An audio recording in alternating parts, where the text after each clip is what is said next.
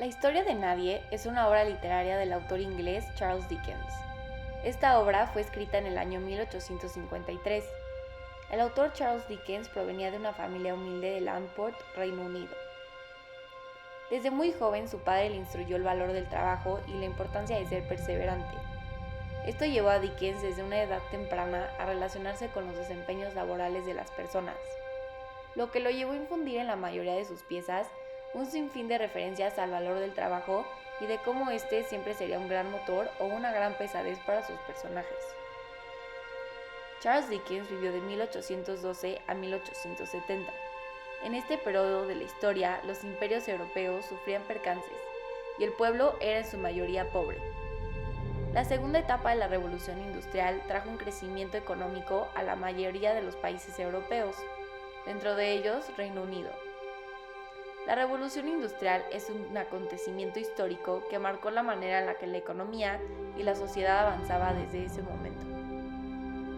Asumimos que las enseñanzas de su padre provenían de este mismo cambio social y económico.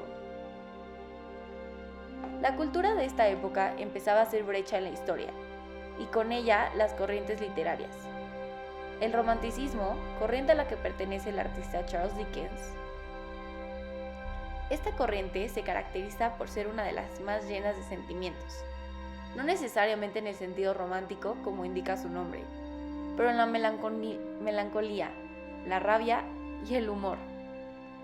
A todas las piezas literarias de esta corriente se les denomina como sentimentales, ya que explícita o no explícitamente infunden los sentimientos de una sociedad contemporánea, así como se crea un espacio para la crítica social, con humor y sentimiento, tal como lo hizo Charles Dickens.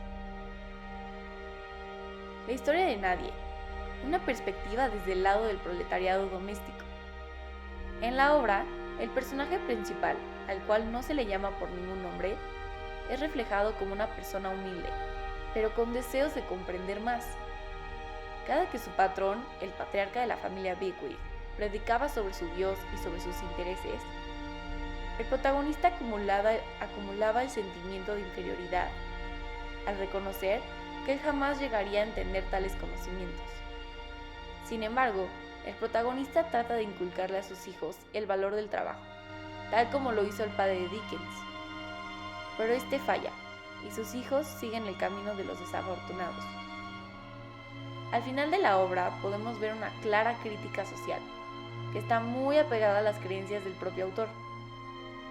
El patrón añora la muerte de su esposa y de su único hijo, los cuales murieron gracias a una enfermedad que trajeron los pobres. El personaje principal se acerca a Bigwig para ofrecerle sus condolencias, y este le reprocha el hecho de ser uno de los que trajo esta enfermedad. El protagonista, en un momento de humildad, trata de hacerle ver al patrón que esta no es su culpa, sino la del sistema.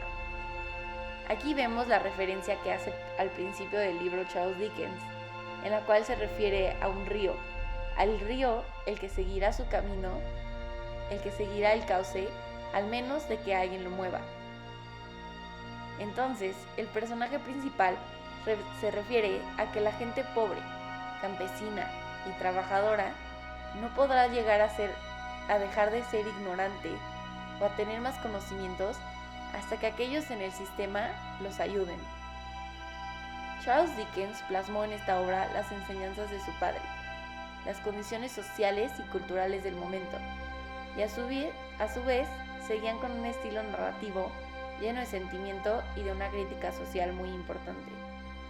En este caso, el contexto cultural del artista trajo con sí un gran cuento tal como lo conocemos, así como la historia de Nadie.